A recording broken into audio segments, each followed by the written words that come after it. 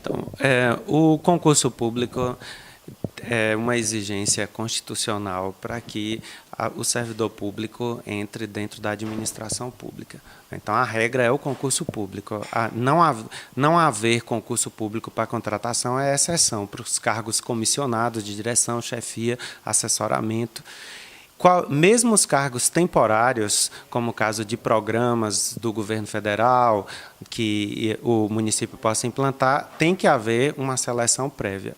Infelizmente, na maioria dos municípios, né, ainda prevalece o ranço do coronelismo, em que as pessoas entendem, como gestores, que devem nomear a seu bel prazer quem quer que vá trabalhar dentro da prefeitura. Algumas nomeações foram feitas, mas, por resto, nós percebemos que, infelizmente, nós vamos ter que judicializar a questão também e processar o prefeito de Livramento pela ausência das nomeações. A gente ainda percebe que, decorrido 8 meses da administração, ainda tem um número considerável de pessoas contratadas temporariamente, realizando as atividades em cargos de pessoas para as quais há concursados. Ao que parece, não há mais situações de nepotismo dentro da administração pública de Livramento de Nossa Senhora. Se existem, não chegou ao nosso conhecimento. O prefeito assinou um termo de ajustamento de conduta, colocou para fora as pessoas que estavam trabalhando. Se outras foram contratadas, eu não tenho conhecimento. O que acontece é que a população tem que ver que não basta ficar reclamando.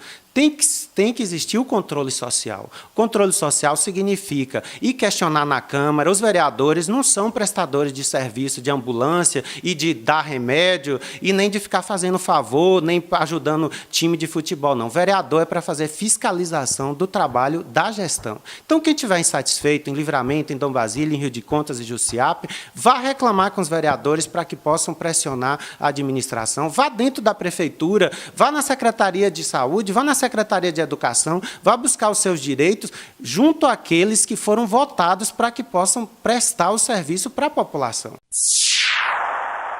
A questão da carceragem é um equívoco do Estado da Bahia de achar que os presos têm que ficar dentro da delegacia de polícia de cada cidade. Os presos têm que ficar numa carceragem fora da delegacia de polícia.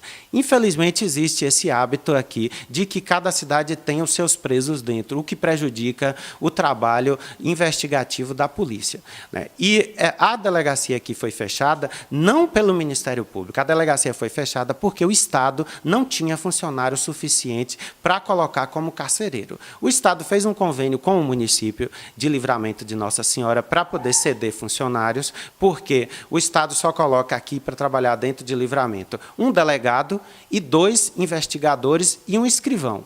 O resto tudo é funcionário da prefeitura trabalhando em desvio de função dentro do Estado, inclusive 2 carcereiros. Os 2 carcereiros que trabalhavam lá cuidando dos presos eram servidores públicos municipais que não tinham nenhuma formação, pessoas que foram colocadas lá. E depois descobriu-se que essas 2 pessoas que trabalhavam como carcereiro eram contratados irregulares, não tinham feito concurso. Na hora que o prefeito começou a colocar as pessoas para fora para convocar os concursados, uma das primeiras pessoas que tirou foram os carcereiros. Não me pergunte por que eles foram os primeiros a serem tirados, porque não foram todos os contratados temporários tirados. A gente sabe que tem mais de 60 contratados temporários ainda trabalhando dentro da administração pública municipal. Então, por que tirou logo os carcereiros?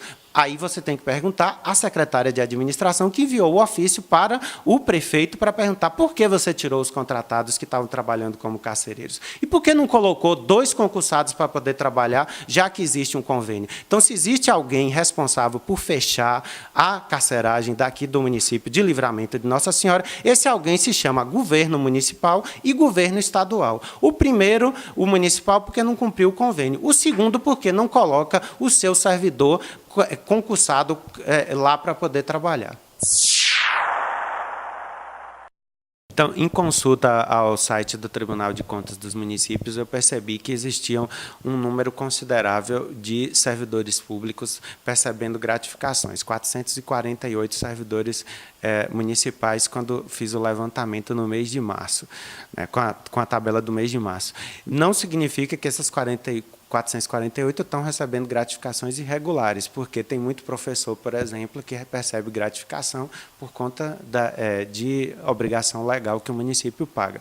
Mas observamos que algumas situações estranhas, por exemplo, ocupantes de cargos comissionados percebendo gratificações e horas extras. Né? Outras situações, pessoas que têm cargos efetivos e não exercem qualquer função de confiança, percebendo gratificações muitas vezes superior à remuneração que recebiam normalmente nos demais meses. E outras situações, algumas pessoas percebiam gratificações em 1, 2 meses, aí depois nos outros meses eram duas ou outras pessoas diferentes, né? O que causa estranheza, né, pelo fato de que gratificações, qualquer extra que se paga para um servidor público, ele tem que ser motivado.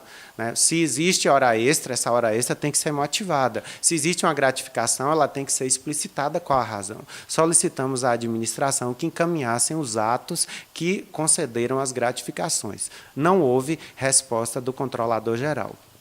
Ele se limitou a encaminhar as leis que prevêem as gratificações, mas não especificou por que A recebe gratificação no mês B, no mês 1 e 2, e B e C recebe no outro mês. Né? Então, foi expedida uma recomendação pelo Ministério Público no mês de julho, né, para que o controlador-geral faça um levantamento de todas as gratificações que estão sendo percebidas pelos servidores públicos, né, e verifique a regularidade.